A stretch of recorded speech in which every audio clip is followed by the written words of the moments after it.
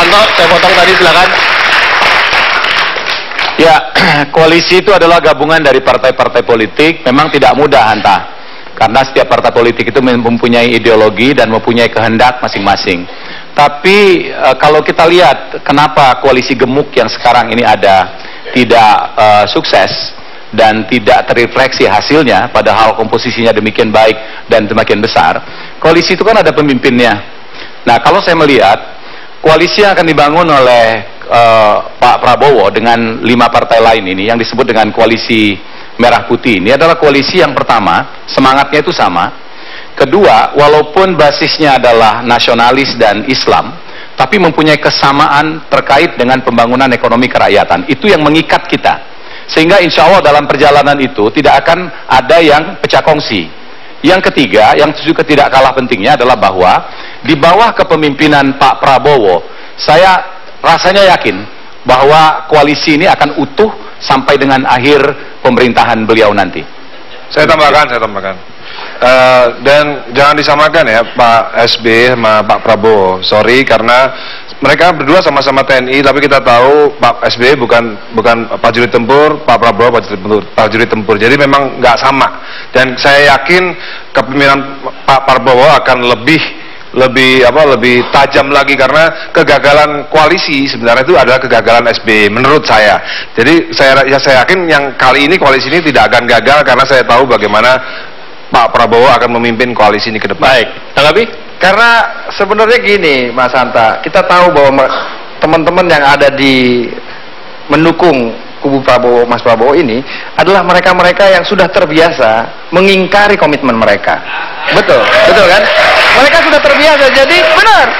Jadi mereka, apa alasannya untuk mereka tidak mengulangi lagi melanggar komitmen yang sudah mereka mereka buat? Mereka adalah orang-orang yang melanggar komitmen itu, dan mereka punya kesempatan yang sama dan punya kemungkinan yang sama untuk melanggar itu kembali. Saya yakin.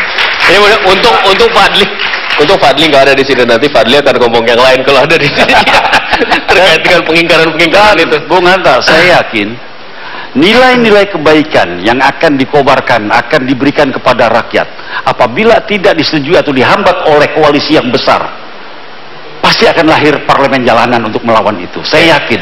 Karena membela rakyat, rakyatnya pasti yang dibela akan bergerak. Ya, tanggapi? Kalau saya sih terlalu seuzon ya untuk bilang seperti itu ya, karena iya seuzon, Mas. Kita harus selalu berhusnuzon. Oke. Ya kan? Baik-baik kok. Kan saya bilang kalau memberikan yang baik-baik. Kita koalisi kita lagi, saya bukan anggota DPR kan. Maksud saya koalisi ini belum tentu akan menjegal segala macam keputusan atau undang-undang yang akan dibuat. Belum tentu. Pertanyaannya tadi, kalau eksekutif dihadang oleh legislatif yang gemuk. Ya, kalau keputusan eksekutifnya cara baik, berpikirnya SIS itu bukan cara berpikir politisi. Politisi itu tidak 1 tambah 1 sama dengan 2. Nah itu susahnya, nggak bisa berdebat itu jadinya. isinya adalah cara bernegosiasi, cara berkompromi. Karena ujung dari politik itu adalah kompromi. Di situ dibutuhkan adalah politisi-politisi yang mempunyai basis yang sama. Ya, kemudian kepiawaian karena faktor pengalaman. Baik. Karena disitulah maka pemerintah itu dijamin akan mendapatkan dukungan permanen yang akan menghantar pemerintah itu sampai dengan masa tugas. Kalau saya sih gini, Mas, terakhir. Kalau saya sih gini, seperti pepatah Inggris ya, there is no bad team, only bad leader. Jadi saya yakin dengan Pak Prabowo jadi presiden, saya yakin beliau akan jadi good leader. Silakan.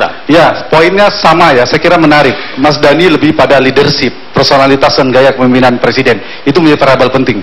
Yang kedua, tadi Mas Tantowi juga menyinggung soal bangunan koalisi seperti apa, harusnya solid dan seterusnya. Tapi catatan saya, persis tadi saya kasih catatan.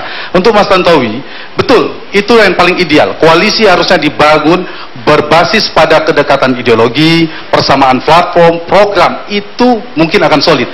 Tapi kalau berdasarkan riset saya, kalau misalnya basisnya adalah pembagian kursi kabinet, entah apa namanya menterinya atau posisi DPR, maka sangat mungkin koalisi kembali akan rapuh, akan bubar lagi, dan akan politik dua kaki akan terjadi lagi. Ya. Itu satu.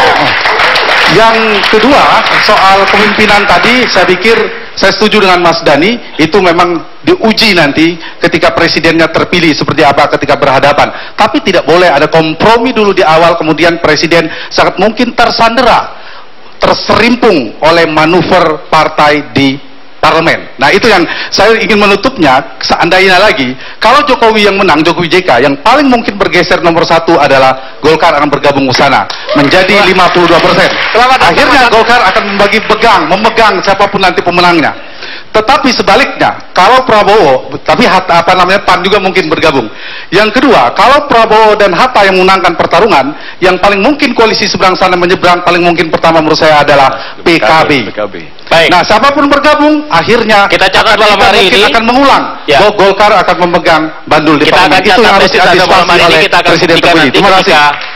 Pemerintahan baru akan terbentuk. Dan sampai di sini debat malam hari ini. Minggu depan masih ada debat Capres yang ketiga, dan mudah-mudahan keesokannya kita akan menghadirkan debat seperti ini.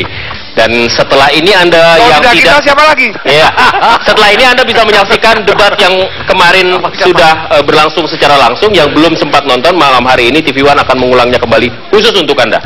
Sampai di sini, salam 5 jari. Dadah.